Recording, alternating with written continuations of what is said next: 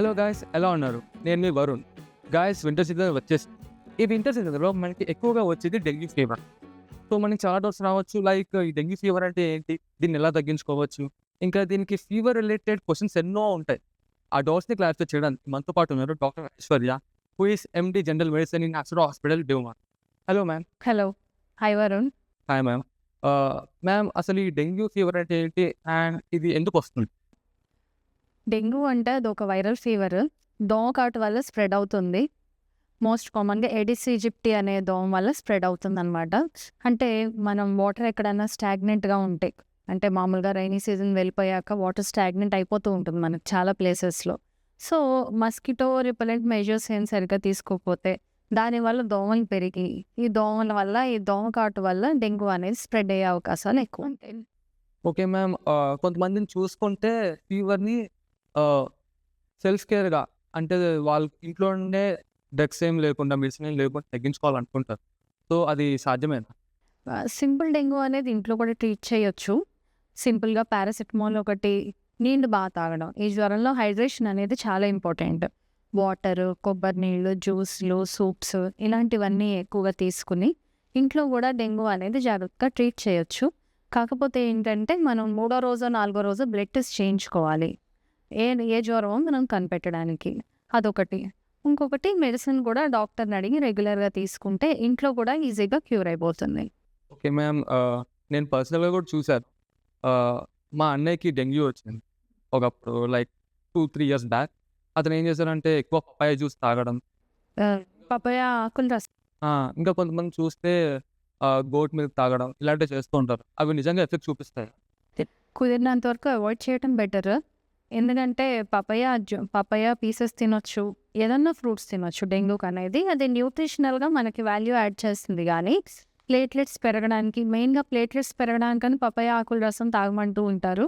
అది మనకి ఏ రకంగా ఉపయోగపడదు ప్లేట్లెట్స్ పెరగడానికి. ఇంకొకటేంటంటే ఆకుల రసం తాగడం వల్ల వికారం వచ్చి, వాంతులయ్యి, డెంగ్యూలో మనకి మెయిన్‌గా ఉండే ప్రాబ్లమ్ డీహైడ్రేషన్. సో, ఈ డీహైడ్రేషన్ ఇంకా ఈ వాంతుల వల్ల పెరిగి ఇబ్బందులొచ్చే అవకాశం ఉంది.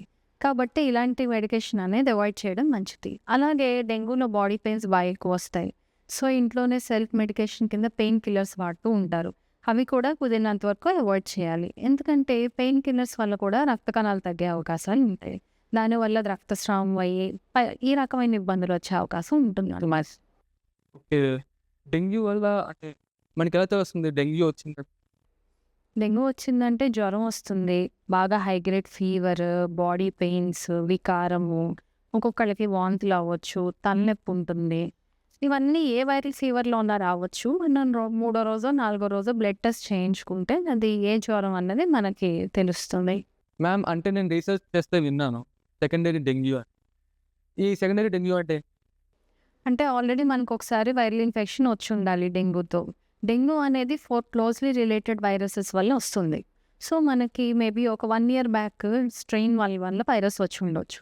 మళ్ళీ దోమకాటు వల్ల ఇదే స్ట్రెయిన్ 1 వల్లన్నా వచ్చుండొచ్చు, లేదా 2, 3, 4 ఈ 3 స్ట్రెయిన్‌లో ఏదో ఒక స్ట్రెయిన్ వల్ల ఇదే డెంగ్యూ వైరస్ మనకి ఇన్ఫెక్ట్ అయ్యి ఉండుండొచ్చు.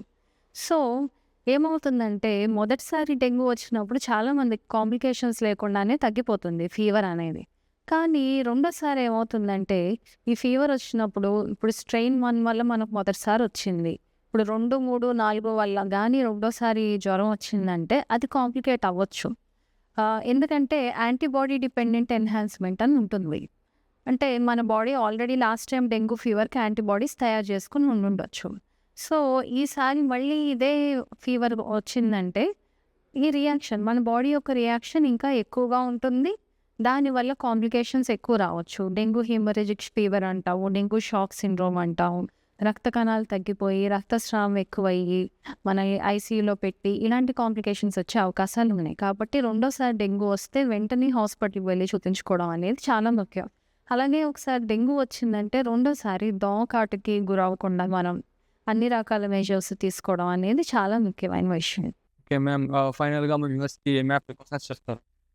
మెయిన్‌గా ప్రికాషన్స్ ఏంటంటే దోమ కుట్టకుండా చూసుకోవడం. అది first and foremost precaution. 2 dengue వచ్చిందంటే కంగారు పడకూడదు.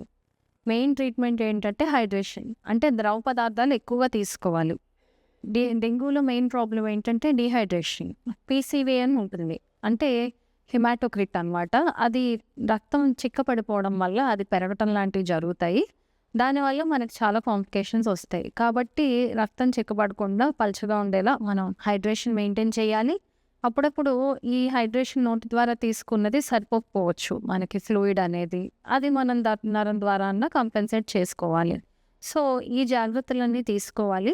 ఇంకొకటి ప్లేట్లెట్స్ తగ్గినా కూడా కంగారు పడొద్దు. ఇంట్లో పపాయ ఆకుల రసాలు ఇలాంటివి తీసుకోకుండా వెంటనే డాక్టర్‌ని కన్సల్ట్ చేస్తే మనం డెంగ్యూ అనేది వైరల్ ఫీవర్ కాబట్టి మోస్ట్‌లీ కన్జర్వేటివ్ ట్రీట్మెంటే ఉంటుంది. చాలామందికి ఈ కన్జర్వేటివ్ ట్రీట్మెంట్‌తోనే క్యూర్ అయిపోయే అవకాశాలు ఉంటాయి. గైస్ విన్నారు కదా మన ఐశ్వర్య మ్యామ్ ఏం చెప్పారు. సో మీకు ఏమైనా డౌట్స్ ఉంటే కమెంట్ సెక్షన్లో కమెంట్ చేయండి. అండ్ ఈ వీడియో ఇంట్రెస్టింగ్ అనిపిస్తే please like, share and subscribe to our channel. This is Varun signing off.